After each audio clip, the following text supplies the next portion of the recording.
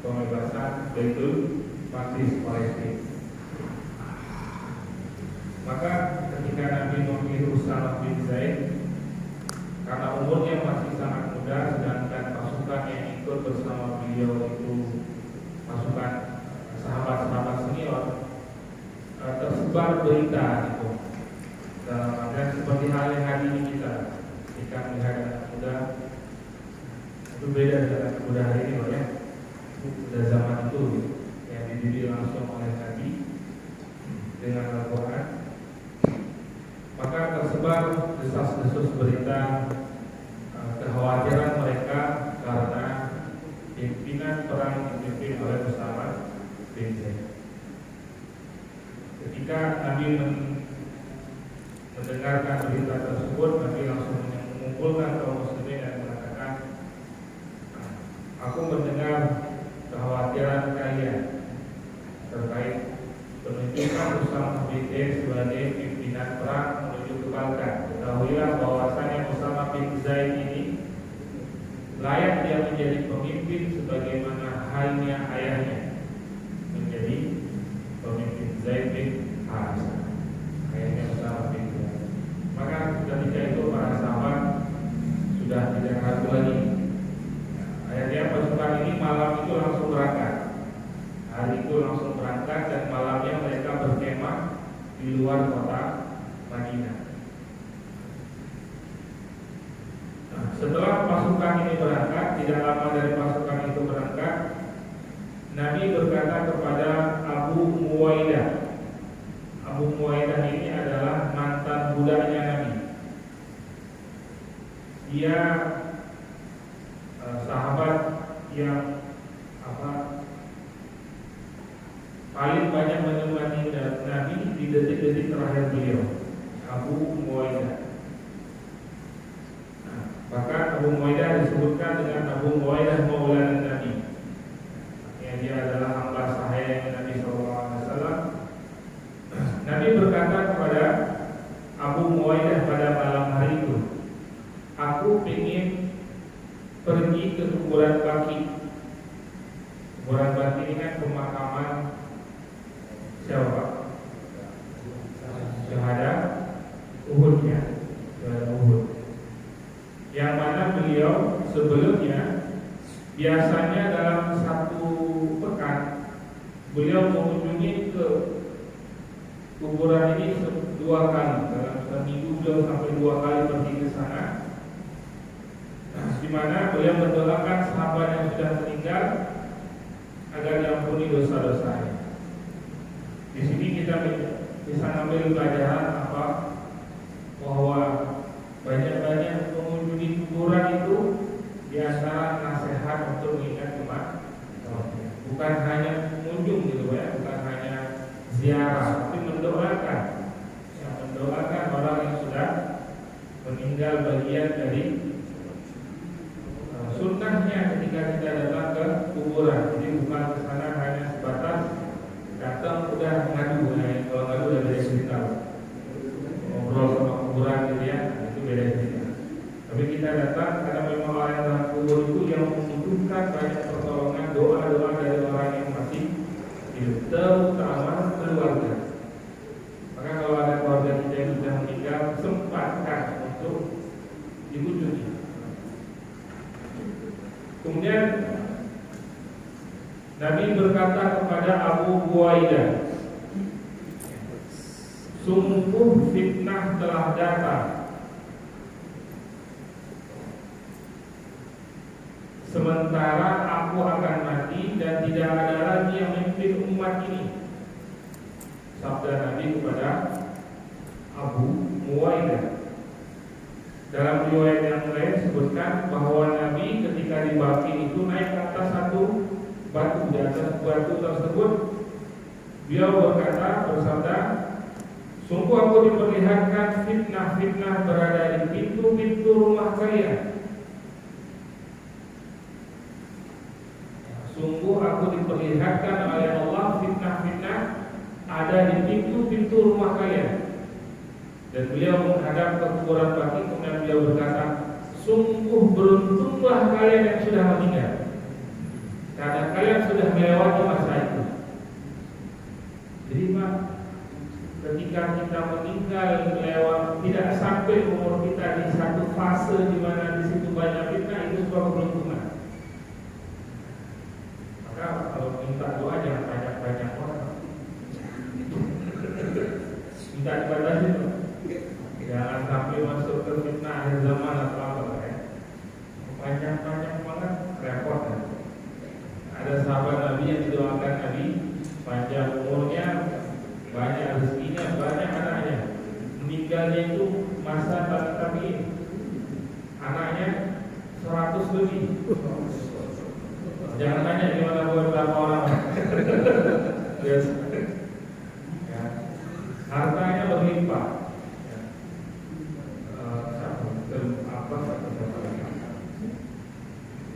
Nah, jadi Nabi menyampaikan kepada ahli baki, kegembiraan buat kalian, syukur sudah meninggal terlebih dahulu. Maka kalau hari ini kira-kira kita kapan akan ngomong seperti itu, Pak? Ngomong ke orang-orang yang sudah tua, alhamdulillah kamu sudah meninggal duluan. Dalam artian apa? Zamannya zaman fitnah. Hari ini yang kita lihat fitnah berseliweran, ya.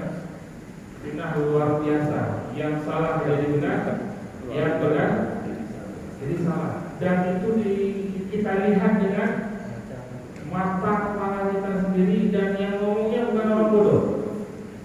Itulah ketika ilmu tidak didampingi dengan iman, dia akan menjadi musibah. Bahayanya banyak orang berilmu tapi nggak ada imannya, dan memikirkan bagaimana masalahnya, ngeri. Jadi gimana? Kita doanya seperti semakin ke depan semakin berat nih Pak. Semakin ke depan semakin berat Pak. Jadi kalau punya cita-cita duluan, udahlah Allah yang panggil ya. Tapi kita bisa doa juga Pak. Ya Allah, ketika Engkau panjangkan umurku berhadapan dengan fitnah akhir zaman, kuatkan iman, selamatkan iman.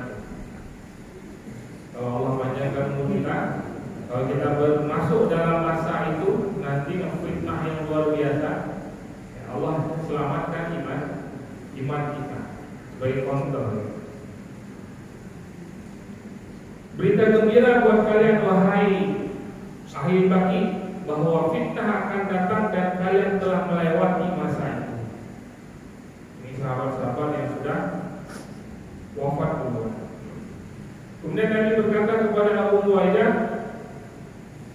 sungguh aku diberi pilihan oleh Allah untuk menguasai bumi dan pembendaharaannya. Aku dipanjangkan umurku.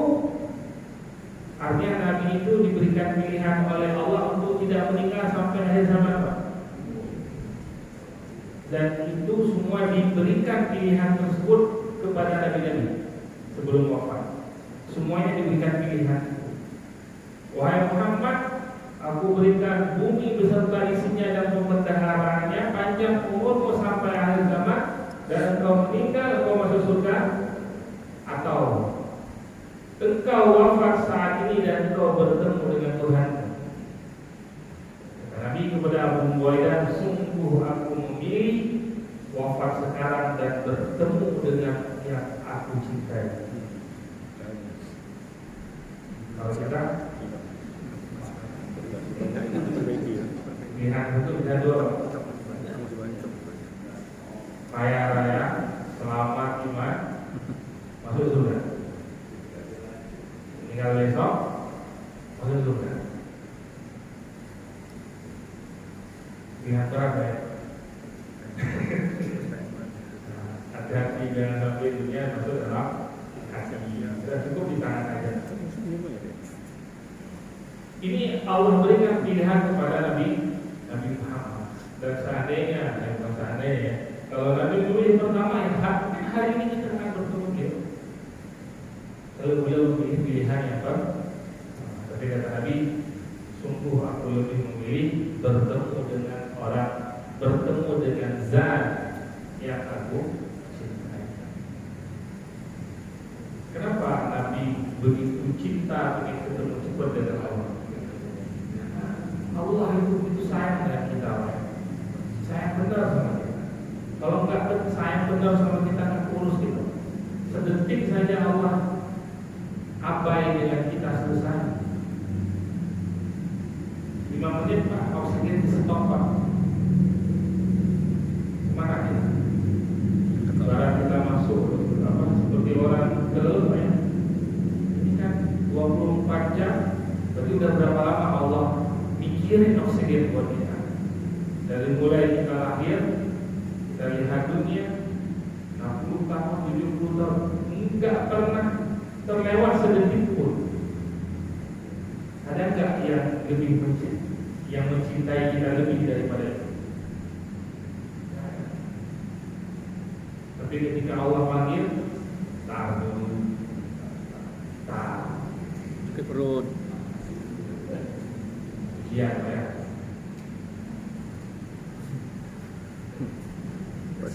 Aku lebih mendahulukan pertemuan dengan Tuhanku dan surga daripada memilih yang lain, yang pilihan pertama itu.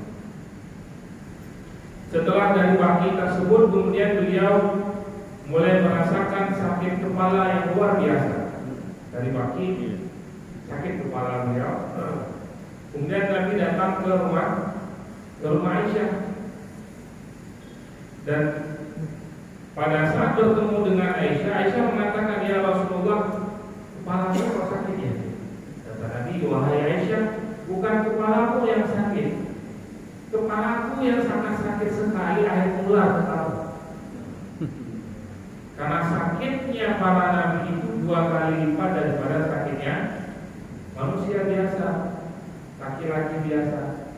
Kalau kita panas misalkan 30 itu, kita berapa jumlah Pak? 38. Ya, 38. Nabi akan merasakan 2 kali lipatnya. Itu berapa Pak? 70. Nah 70 kita bisa masak apa? Kalau bisa telur bisa. Kalau Ustaz berapa bisa kalau Ustaz? Nanti ada nih.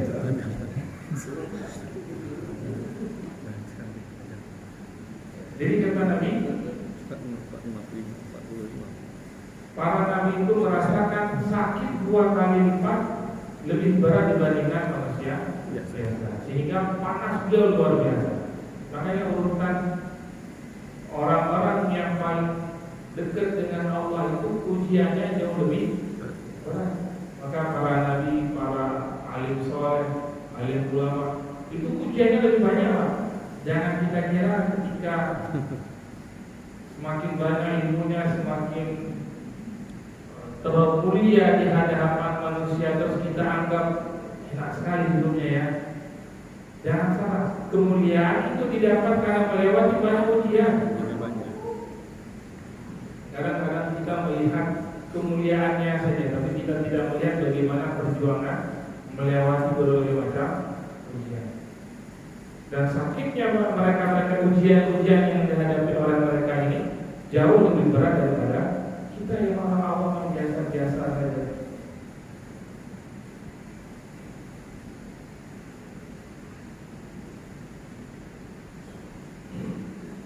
Dalam riwayat yang lain disebutkan ada seorang sahabat datang di hari beliau sakit. Kemudian sahabat tersebut memegang dahi Nabi.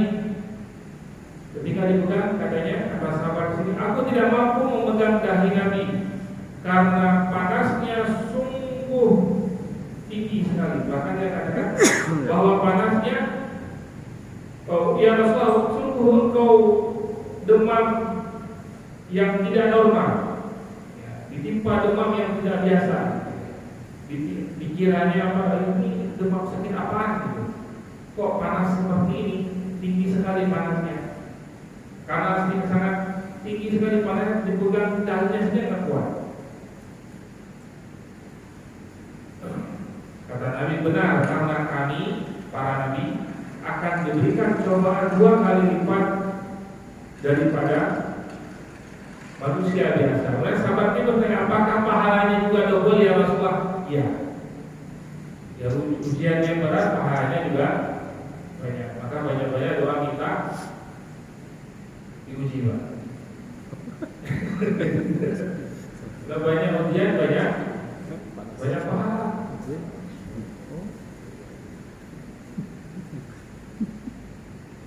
Kita biasanya senangnya di zona nyaman, ya, zona aman. Kalau sudah ujian, sudah ini nanti akan Ujian terus itu. bertaruh gitu ya, antara ini macam-macam lah. Biasanya kita sudah ambil zona nyamannya aja lah. Kemudian Nabi meminta untuk mengunjungi istri-istri beliau saat tiba di rumah Aisyah. Kemudian Nabi minta untuk berkunjung ke semua rumah istri beliau. Ketika sampai di rumah Maimunah, Nabi sudah tidak lagi melanjutkan perjalanan. Akhirnya Nabi meminta semua istrinya berkumpul di rumah Aisyah. Meminta berkumpul semuanya di rumah Maimunah, dan Nabi meminta izin kepada semua istri beliau untuk bisa dirawat di rumah Aisyah. Jadi begitu, Pak, etika. Kalau cuma satu mah usah ada izin ya. Di situ aja. Jangan minta ke rumah tetangga. Kalau cuma satu. Kalau dua, ya berarti kumpulin, minta izin. Ya, minta izin. Tapi di sini kita sama nasib ya. Nasib sudah. Kemudian Nabi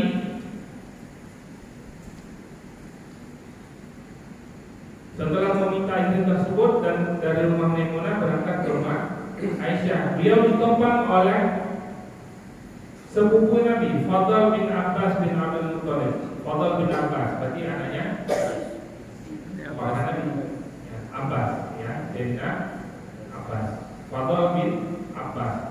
Dan juga di apa bilangnya? Dibopong, dipapah oleh Fadl dengan Ali, Sayyidina Ali. Di dua orang yang papah Nabi. Ketika dipapah tersebut, kaki Nabi sampai terseret. Berarti sudah sangat lemah sekali, sudah lemah posisinya. Kata sahabat, sungguh Nabi ditimpa panas yang sangat berat, sampai-sampai tubuh beliau lemas, tidak bertenaga.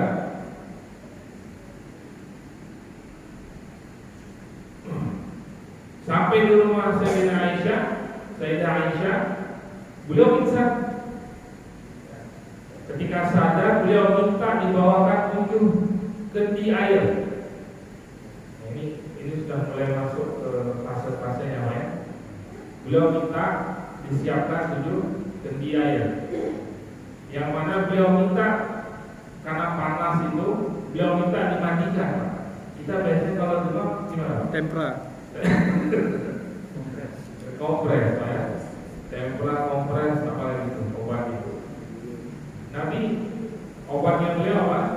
Minta 7 air, 7 kendi, dan beliau mandi. Ya, mandi dengan 7 kendi tersebut. Ketika sampai kendi yang kelima, beliau sudah tak kuat.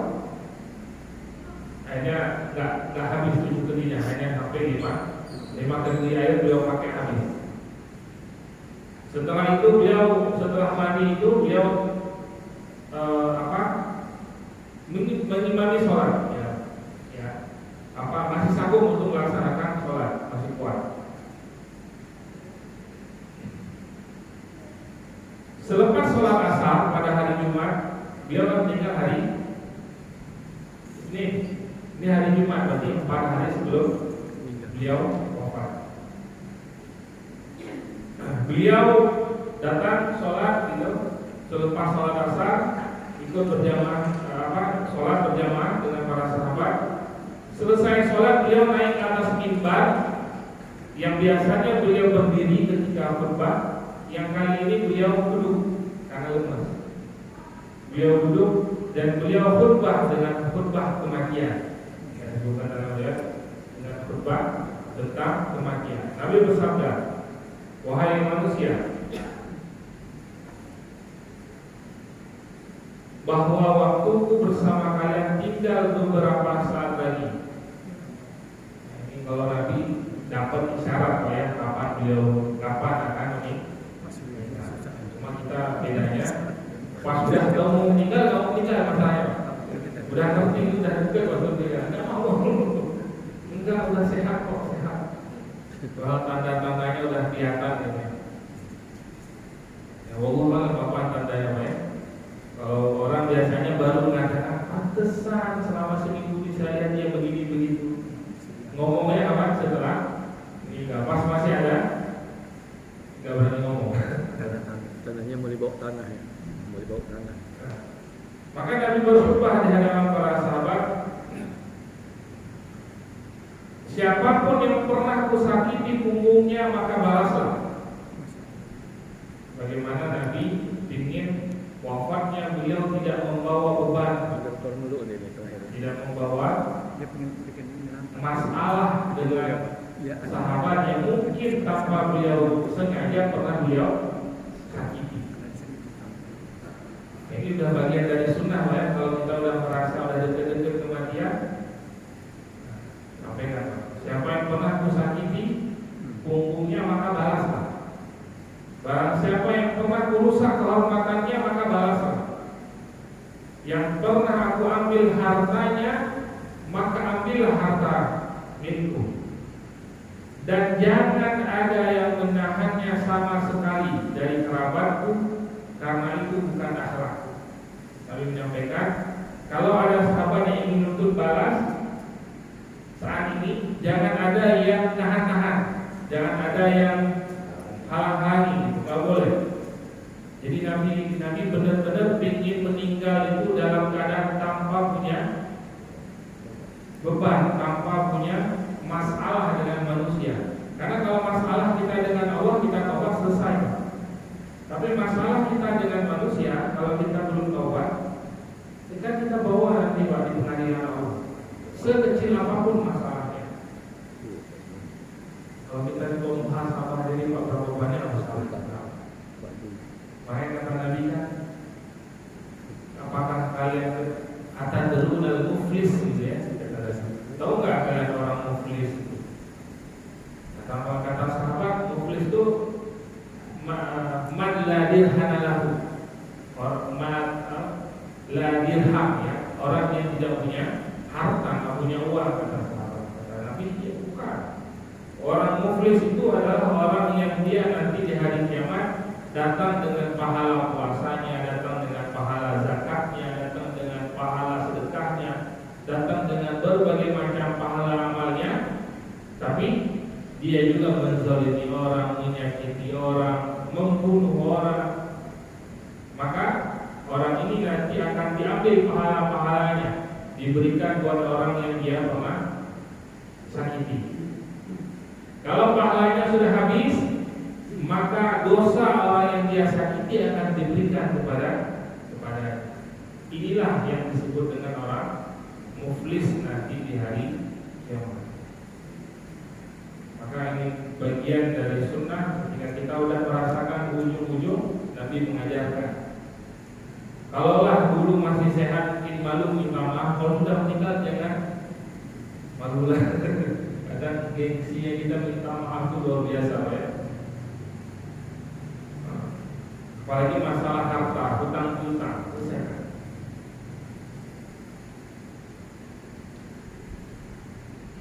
Kemudian kata Nabi menambahkan, orang-orang yang menuntut padaku sekarang ini, artinya yang datang ingin membalas tadi, yang meminta hutang dilunasi, meminta kepadaku saat ini, maka mereka adalah orang-orang yang paling aku cintai.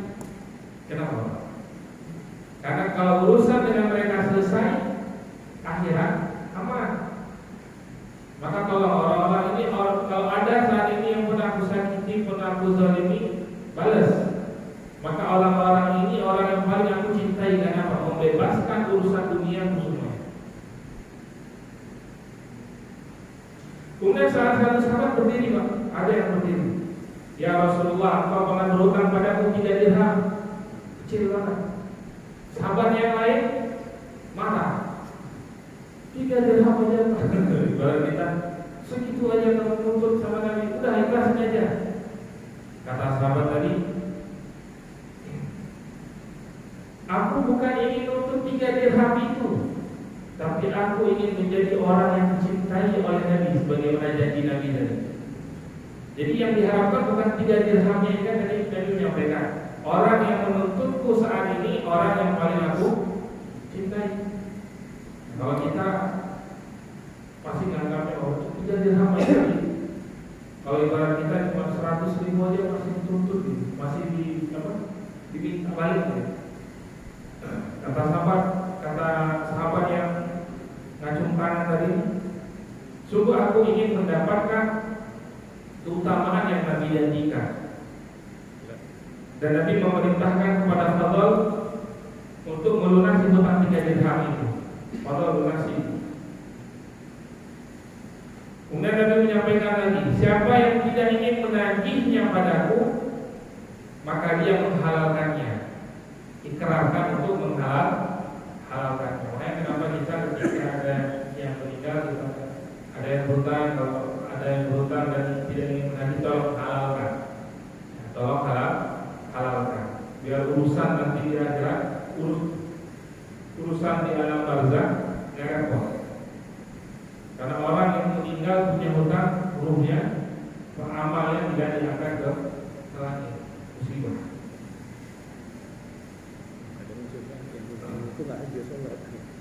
Jadi pada saat itu Nabi benar-benar ingin membersihkan dirinya. Kemudian kata Nabi, walau ia menghalalkannya, namun ia tidak berguna untukku di hari kiamat nanti. Nah, ini poin penting.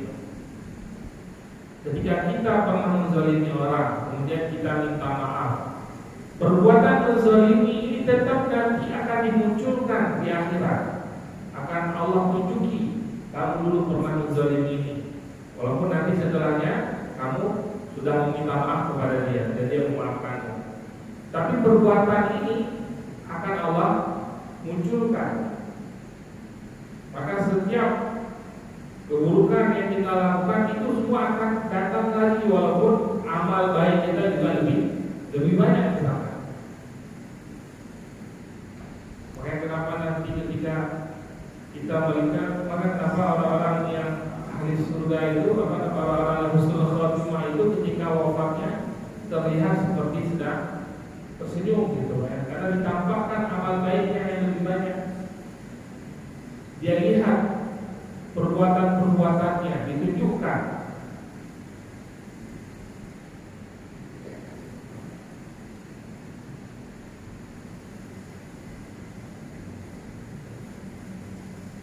Kemudian Nabi di hadapan para sahabat menyampaikan tadi, ya, setelah menyampaikan tadi 3 hal tadi, yang punya hutang, yang pernah aku berhutang padanya, supaya untuk nuntut, untuk diminta. Kemudian Nabi menyampaikan kepada para sahabat tadi, aku diberikan pilihan, aku diberikan 2 pilihan, umur panjang sampai akhir zaman, kemudian aku mati dan masuk surga, atau hidupku hanya sampai saat ini, kemudian aku mati dan aku masuk surga, dan aku memilih pilihan yang kedua. Mendengar ucapan itu, Sayyidina Abu Bakar menangis. Ya Rasulullah, kami menebus Anda dengan jiwa-jiwa kami. Artinya apa? Abu Bakar berharap Nabi memilih yang pertama. Ya Rasulullah, jangan ke wafat dulu gitu, ambil pilihan yang satu saja. Tapi kata Nabi, kemudian Nabi menjawab, wahai Abu Bakar, kebaikan bagimu wahai Abu Bakar, tapi pilihan kedua ini jauh lebih aku cintai. Dan kemudian Nabi menyampaikan lagi, setelah ini semua pintu-pintu yang ada di sekitaran Masjid Nabawi ditutup. Karena dulu Masjid Nabawi itu rumah-rumah sahabat di sekitaran Masjid Nabawi. dan mereka punya akses sendiri gitu, banyak pintu yang bisa masuk langsung ke dalam rumah, ke masjid.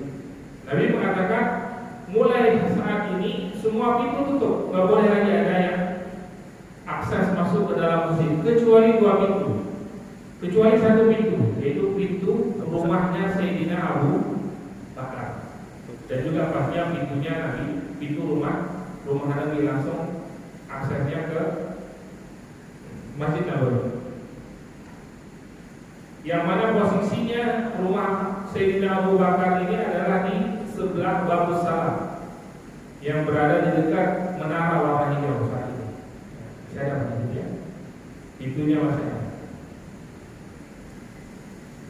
Kemudian Nabi menyampaikan lagi, bila aku diberikan menjadi kekasih untuk memilihkan kekasih, maka suku aku akan memilih Abu Bakar sebagai kekasihku. Tapi dia adalah sahabatku dan temanku. Artinya begitu besar sayang Nabi kepada Sayyidina Abu Bakar. Ini menunjukkan keutamaan dari Sayyidina Abu Bakar di hadapan Nabi. Bahkan pernah pas kejadian yang Nabi mengatakan bahwa imannya Sayyidina Abu Bakar ketika ditimbang dengan seluruh manusia, maka imannya Sayyidina Abu Bakar jauh lebih berat. Artinya apa? Di situ ada Sayyidina Umar, ada Sayyidina Utsman, ada Sayyidina Ali, dan kita semuanya hidup sampai nanti akhir zaman, iman kita ditimbang, imannya Sayyidina Abu Bakar jauh lebih berat. Posisi beliau luar biasa di hadapan Nabi. Kemudian Nabi berwasiat lagi kepada para sahabat, berperilaku baiklah kepada Ansar, karena manusia banyak yang menyimpang dari agama, sementara Ansar tidak pernah berubah. Ansar siapa? Penduduk Madinah, penduduk asli Madinah. Ini memiliki keistimewaan juga sendiri. Maka di Madinah itu kan ada 2 suku ya, suku Khazraj dengan suku Aus. 2 suku ini yang keturunannya yang hari ini banyak ya. Dan penduduk asli Madinah memang memiliki keimanan yang berbeda dengan yang lain.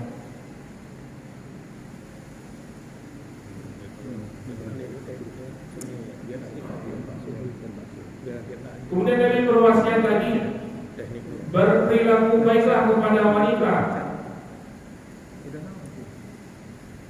Aku berwasiat kepada kalian, lindungi, didik, kasihani, dan maafkan mereka.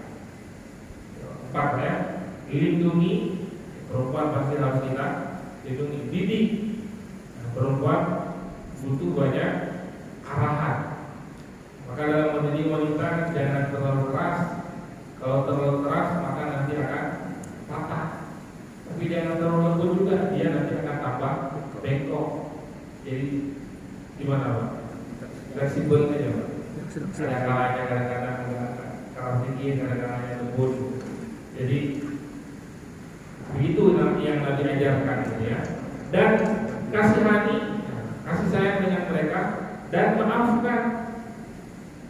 Kalau maafkan gimana? Banyak Pak kekurangan yang saya tahu ya. Maafkan Pak, jangan dimasukin hati loh, jangan bedem-bedem. Walaupun kalau perempuan kesalahan yang zaman dulu pun hari ini pun bisa dimungkin. Seakan-akan baru kemarin kesalahan. Kalau kita ya 70-60 tahun yang lalu masih mungkin. Kalau memang begitulah fitrahnya ya. Kemudian setelah berwasiat seperti itu, Nabi masuk ke dalam rumahnya dan memerintahkan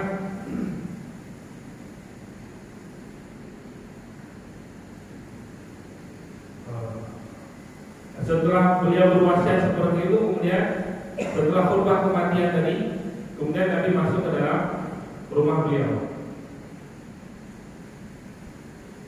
Setelah khutbah itu kan hari Jumat, itu Nabi sudah semakin parah sakitnya. Dalam beberapa riwayat menyebutkan beliau menyampaikan kepada Aisyah, wahai Aisyah, bahwa racun, masih ingat apa? Racun yang dimakan oleh Nabi ketika perang Khaibar, ketika dijamu oleh tawanan Yahudi ya, perempuan Yahudi itu masak daging kambing dikasih racun. Nabi sempat gigit sedikit tapi belum ludah. Tapi racun yang masuk itu sedikit, itu kambuh lagi gitu apa? Ngefek lagi gitu sehingga tubuh Nabi itu terasa seperti tersayat-sayat.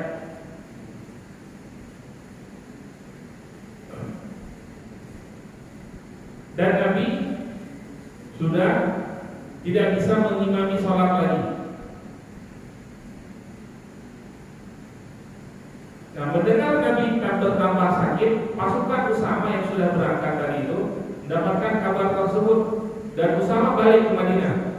Ya, pasukan tetap maju, Usamanya balik. Karena Usama khawatir ada pesan-pesan yang akan disampaikan oleh Nabi. Apakah ini pasukan tetap lanjut ke Baghdad atau stop? Maka Usama kembali ke Madinah dan langsung menuju ke rumah Nabi. Dan Usama menunggu instruksi baru dari Nabi. Dan Nabi karena sudah lemah sekali, sudah sakit yang begitu parah, memberikan isyarat kepada Usama dengan telunjuk beliau lagi. Dan Usama memahaminya bahwa perintah yang telah aku perintahkan padamu adalah perintah Allah. Maka jangan batalkan, lanjutkan.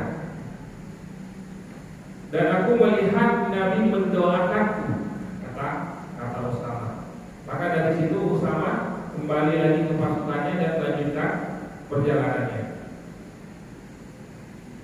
Setelah hari ketiga dari sakitnya Nabi bersabda kepada Aisyah. Nabi meminta ketika beliau sudah nggak bisa ngimami sholat, Nabi meminta kepada Aisyah untuk menyampaikan kepada Abu Bakar, berarti ke ayahnya, supaya menggantikan Nabi mengimami sholat. Sayyidah Aisyah tahu bagaimana kondisi ayahnya, tahu persis di mana ayahnya. Ya Rasulullah, kata Nabi, wahai Aisyah, perintahkan Abu Bakar untuk mengimami sholat. Kata Aisyah, ya Rasulullah, Abu Bakar itu suaranya kecil, fisiknya lemah, dan dia mudah menangis. Kalau sholat mudah nangis, nggak kuat. Perintahkan yang lain saja. Kata Nabi, enggak, perintahkan. Aku tetap memerintahkan Abu Bakar untuk mengimami sholat. Setelah menyampaikan pesan itu Nabi pingsan. Kemudian dia siuman lagi. Kemudian ditanya oleh Nabi, apakah engkau telah melakukan perintahku? Ya Rasulullah, Abu Bakar itu fisiknya lemah, suaranya kecil. Enggak kok. Di sini menunjukkan apa? Aisyah tidak mau nanti karena ada pesan ini kepada ayahnya orang melihat bahwa itu kan ayahmu. Jadi Nabi Aisyah sendiri ingin memastikan betul-betul ya, bahwa jangan sampai nanti orang beranggapan negatif terhadap apa yang diminta oleh Nabi atau yang disampaikan oleh Aisyah. Kemudian itu seperti itu sampai 3 kali Pak. 3 kali Nabi pingsan, sampai yang terakhir kalinya Nabi marah. Emang perempuan ya. Udah 3 kali ini Nabi nyuruh gitu, tapi belum juga dilakukan oleh Aisyah. Emang perempuan yang apa bahasanya? Mata diuntung.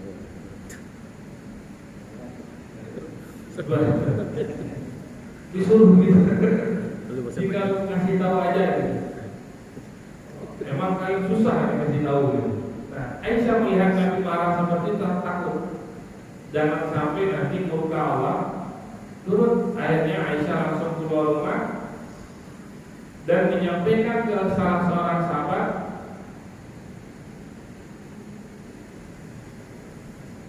supaya untuk mencari Sayyidina Abu Bakar untuk mengimami sholat. Namun sahabat ini nggak ketemu dengan Abu Bakar. Abu Bakar lagi nggak di situ, lagi di kota Madinah, belum lagi keluar. Nah, sahabat ini langsung berikhtiar sendiri melihat di situ ada Sayyidina Umar. Dia minta, wahai Umar, imami sholat. Nah, sahabat ini orang terdekatnya Nabi juga. Lupa saya namanya. Maka melihat perintah tersebut, Sayyidina Umar langsung imamin sholat. Ketika sedang sholat, Nabi di kamar terdengar bahwa yang jadi imam bukan Sayyidina Abu Bakar. Beliau dengan sekuat tenaga yang karena beliau sudah sakit parah, dari kamarnya beliau mengatakan, sungguh Allah dan Rasulnya menolak menjadi imam kecuali Abu Bakar. Nabi mengulang itu sampai 3 kali sampai para sahabat semua mendengar. Ya, sampai semuanya mendengar. Sahabatnya namanya Abdullah bin Sum'ah. Ya, Abdullah bin Sum'ah yang diperintahkan oleh Aisyah untuk mencari Abu Bakar. Abdullah bin Sum'ah karena mendengar teriakan Nabi seperti itu, dia merasa bersalah. Karena berishtihad sendiri, Pak. Gak ada Sayyidina Abu Bakar, dari yang terdekat di situ. Akhirnya Abdullah bin Sum'ah mencari Sayyidina Abu Bakar dan akhirnya ketemu dengan Sayyidina Abu Bakar. Dan dari hari tersebut, berarti hari Jumat itu, mulai dari malamnya, mulai dari sholat isyanya kan maghrib tadi Sayyidina Umar yang jadi imam. Mulai sholat isyanya itu yang menjadi imamnya sudah Sayyidina Abu Bakar sampai hari Senin.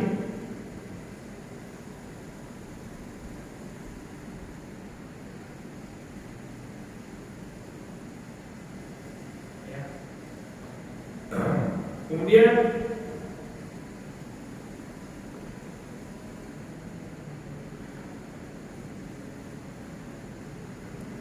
di hari Senin Nabi sudah mulai merasakan sudah punya tenaga lagi paginya. Paginya sudah mulai bertenaga lagi. Kemudian beliau berkata kepada para sahabat, sungguh fitnah telah datang. Yang duduk lebih baik daripada yang berdiri, yang berdiri lebih baik daripada yang jalan. Artinya apa? Ketika fitnah itu datang, jangan ikut-ikutan. Kalau ada fitnah mendingan menghindar. Makanya sahabat-sahabat yang paham hadis Nabi ini, yang memegang tentang hadis Nabi ini, ketika ada perang antara sahabat mereka menghindar. Di antaranya siapa? Zubair bin Awam ketika nanti perang Jamal antara Sayyidina Ali dengan Sayyidah Aisyah. Ketika perang nih, Zubair bin Awam melihat ini sama di sana takbir, sini takbir. Di sana takbir, di sini takbir. Hanya beliau menghindar. Tapi beliau dibunuh oleh Khawarij yang ngincar beliau. Beliau udah gak ikutan perang, di luar perang, tapi dikejar dari belakang itu. Kemudian beliau menyampaikan lagi, jangan memujiku sebagaimana orang Nasrani memuji Isa. Jangan berlebihan sampai mereka menyembah. Kan Nabi Isa sampai disembah, ya, dijadikan sebagai Tuhan.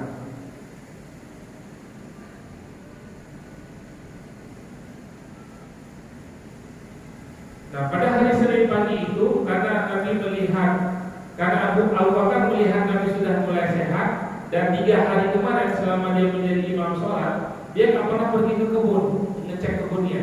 Sayyidina Abu Bakar izin, ya Rasulullah, aku minta izin ke kebun, karena udah 3 hari nggak pergi ke kebun.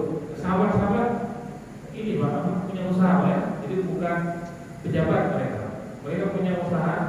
Ya, jabatan itu mereka pegang, tapi untuk menghidupi ininya mereka dengan usaha-usaha, punya kebun, punya dagang, macam-macam.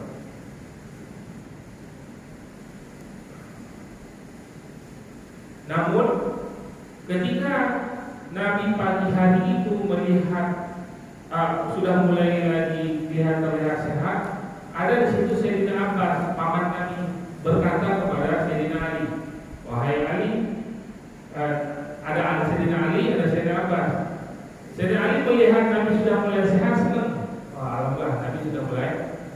Ali.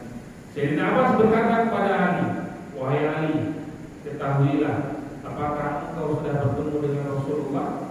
Belum. Maksudnya belum bertemu, ngobrol lagi gitu.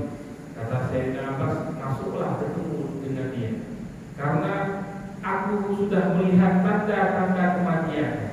Karena aku melihat seluruh dari keluarga Abdul Muthalib yang meninggal, aku lihat tanda-tanda itu sama semuanya ada. Apa ya, mungkin sebelum-sebelumnya meninggal dari keluarganya Abdul Muthalib, cara apa? Tahapan-tahapannya sama ya. Panas tinggi, kemudian terlihat sehat, setelah itu baru tinggal. Maka Sayyidina Ali, oh seperti itu, ya, kata Sayyidina Abbas, dan tanyakan kepada Rasulullah, siapakah nanti yang akan menjadi pemimpin, setelah beliau meninggal. Kemudian Sayyidina Ali mengatakan, wahai Abbas, kalau aku tanyakan itu, kemudian keluar statement dari Nabi bahwa keluarga dari Nabi tidak boleh jadi pemimpin, maka nanti tidak satu pun di antara kita yang bisa jadi pemimpin. Itu usulan dari Ali. Lebih baik kita mengalir begini saja, apa adanya. Kalau memang kita terpilih nanti jadi pemimpin, jadi pemimpin. Nah, begitu nanti setelah Nabi meninggal kan, yang pertama bukan dari keluarga Nabi kan, Sayyidina Abu Bakar, Sayyidina Umar, Sayyidina Utsman, baru yang keempat Sayyidina Ali, keluarga beliau. Ini masih ada beberapa tahapan Pak. Insyaallah kalau kita lanjut pertemuan berikutnya Pak. Sudah di puncak-puncak kematian Rasulullah atau wafatnya Rasul, sampai nanti di mana Sayyidah Fatimah, anak Nabi yang paling mencintai beliau, panggil satu masuk ke rumah. Insyaallah nanti kita lanjutkan di pertemuan berikutnya. Wallahu a'lam bishawab. Assalamualaikum warahmatullahi wabarakatuh.